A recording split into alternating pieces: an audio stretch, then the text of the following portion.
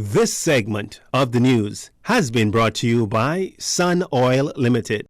Welcome back. Minister with responsibility for the National Insurance Board, Miles Loroda, says NIB will need to find a balance to the country's economic state as opposed to a group of workers. He's referring to concerns raised by the Public Managers Union yesterday as 27 long months of negotiations remain at an impasse, the main bone of contention being financial matters.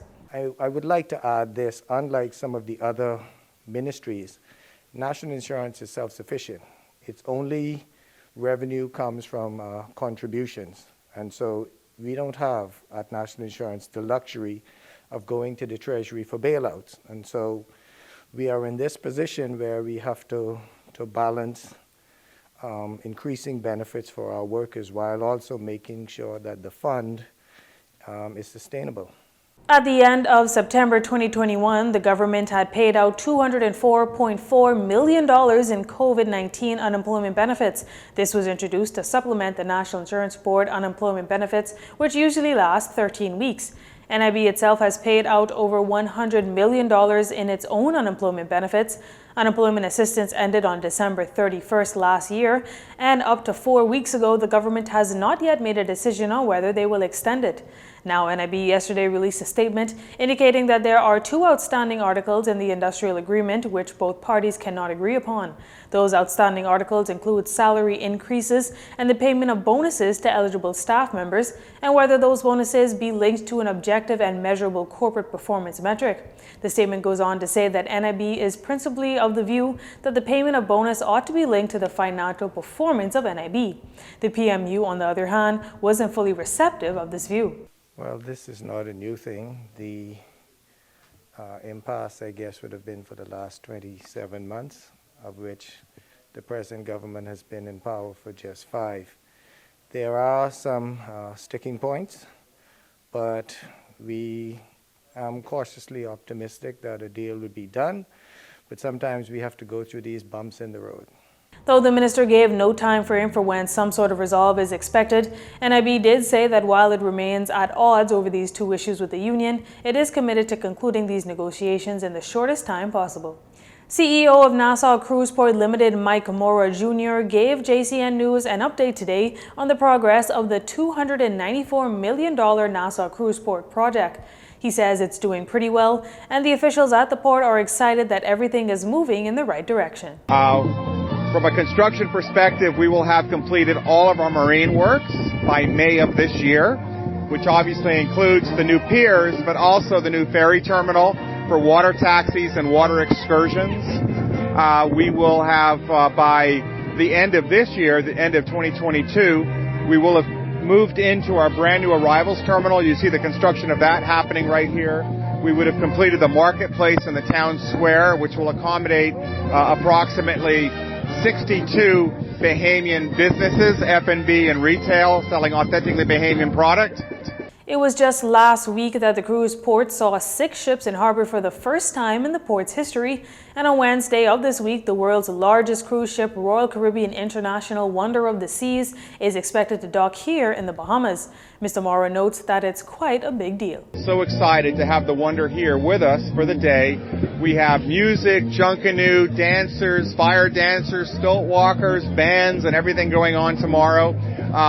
There's over 100 media, international media, that are going to be here tomorrow as well, all documenting the arrival. And so this is really a time to not only showcase, Wonder of the Seas, but to showcase our Bahamas, our Nassau.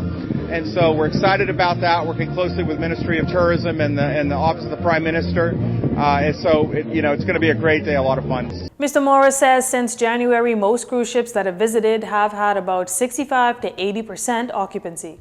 In news from the crime front, a woman is in hospital with injuries to her upper body after she was shot last night.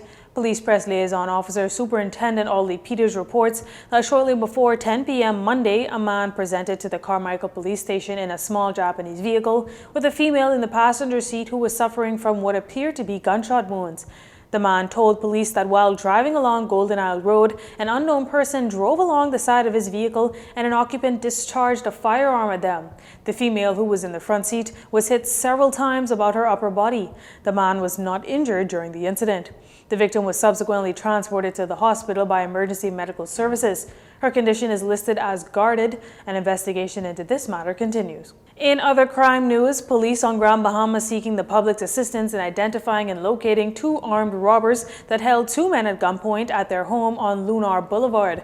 What we can tell you is that shortly before 9 p.m., police control room was informed of an armed robbery that occurred on Lunar Boulevard.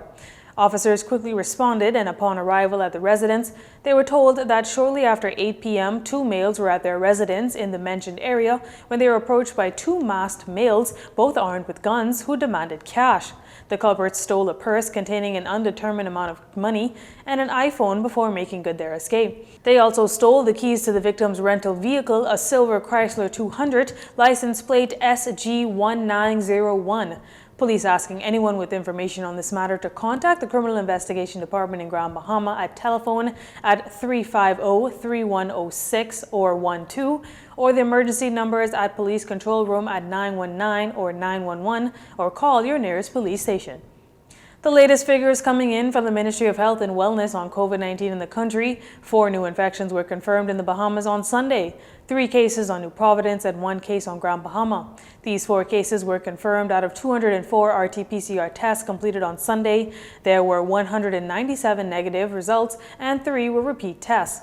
Active cases have decreased to 161, with 19 people recovering from the virus. Hospitalizations also decreasing by 1. 8 patients are in the hospital with COVID and 1 in the intensive care unit. The COVID death toll remains at 771, with 43 deaths remaining under investigation.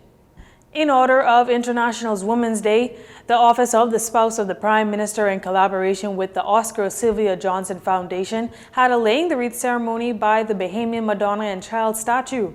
Here's Mrs. Anne-Marie Davis, keynote speaker of the event. Art is always open for subjective interpretation. But I've always imagined that she might be an enslaved woman with her child, striking out for freedom. The statue was carved to remind us of the number of women who fought fearlessly for our freedom. This means that this woman, this Bahamian Madonna, could be one of a number of freedom fighters throughout history. Some say that she could be any woman from the years when contract workers were hired from the Bahamas to work in the United States. The Bahamian Madonna can also represent more broadly the modern Bahamian woman, balancing strength with grace, taking care of home and child, while also making significant financial contributions. Some say this statue represents them all, past, present, and future. The Bahamian Madonna and Child statue, which is located near Prince George Dock, was an idea brought to Parliament by the late parliamentarian Mr. Oscar Johnson in March of 1969, and the monument was presented to the Bahamian people in the summer of 1974. The children and grandchildren of Mr. Johnson, State Minister of Social Services and Urban Renewal Lisa Raming, was on hand for the celebration. Well, that does it for news this evening. Once again, I'm Tyler Simonet, and from all of us here at JCN News, have a wonderful evening, everyone, and happy International Women's Day, everybody. This segment of the news has been brought to you by Sun Oil Limited.